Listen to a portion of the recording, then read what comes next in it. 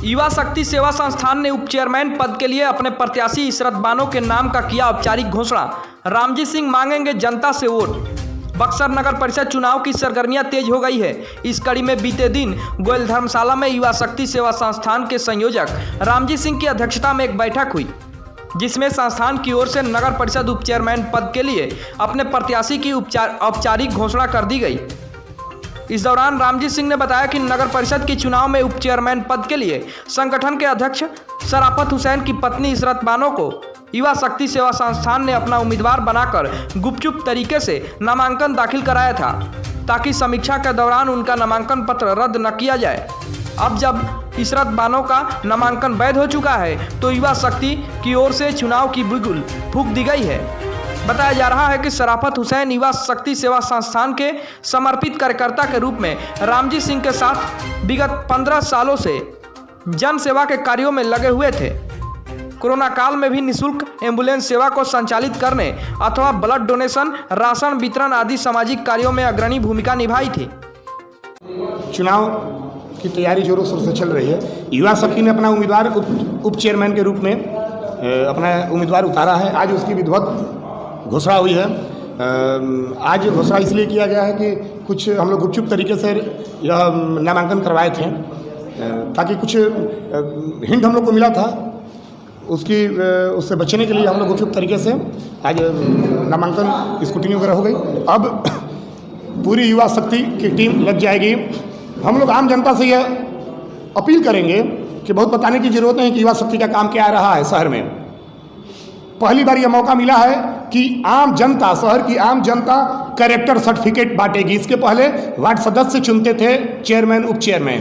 पहली बार आम जनता के हिस्से में आया है कि वो चरित्र प्रमाण पत्र अब देगी कि कौन क्या किया है।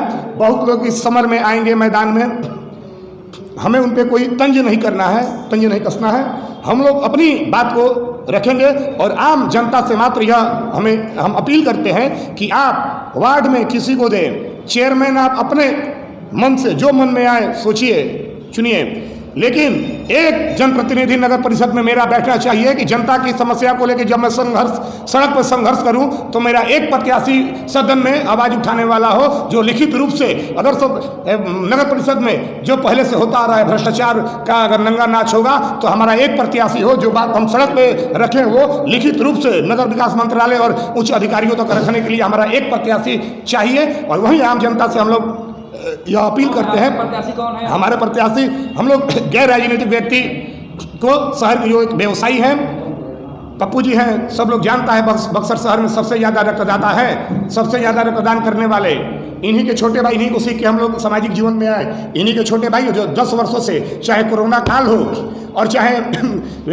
निःशुल्क एम्बुलेंस हो, सबका संचालन करते हैं शराफत हुसैन। इन्हीं की पत्नी मैदान में आई है और इतना बहुत हम लोग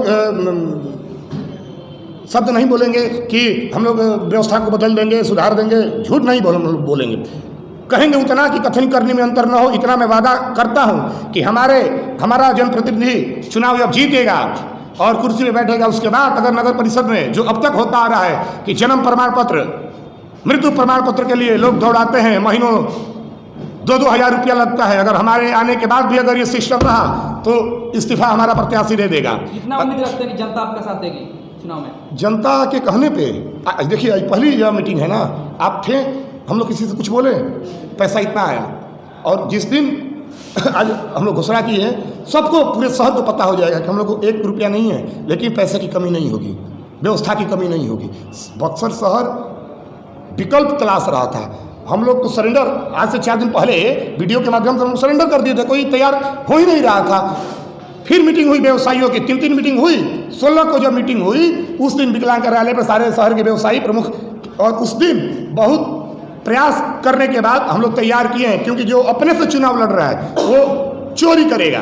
जो अपना, ये स्वाभाविक है, बहुत भोला बनने की जरूरत नहीं है। जो 10 लाख रुपया अपना खर्चा करके आएगा वो समाज सेवा के उद्देश्य से नहीं आ रहा है। तो युवा शक्ति के ये प्रत्याशी रहेंगे जी, युवा शक्ति, मैं और मेरी पूरी टीम एकदम सड़क पर उतरेगी और ये आग्रह करेगी, अगर आपको भरोसा है तो दीजिए। मैं आपके नज़दीक सब लोग जुड़ा है। इसमें हम लोग अपने सहयोगियों से यह अपील करेंगे कि इसमें आपसी कटुता केवल न फैले। बहुत सब प्रत्याशी आएगा, अपनी बात रखेगा, कोई धर्म की बात रखेगा, कोई जाति की बात रखेगा, लेकिन इतना बक्सरवासी जानते हैं, इतना भोग चुके हैं कि सबको पता है कि चुनाव बाद कोई काम नहीं आता, चाहे हॉस्पिटल की समस्या हो, किसी को ब्लड की समस्या हो, कि नगर परिषद में टैक्स वृद्धि का मामला हो, कोई मदद के लिए आगे नहीं आता। रोड पर संघर्ष चुनाव बाद हम ही लोग करेंगे। बस हम लोग ये अपील करना चाह रहे हैं आम जनता से, जब हम लोग रोड पर संघर्ष करेंगे तो हमारा एक प्रत्याशी सदन में भी उस बात को रखने के लिए रहना चाहिए।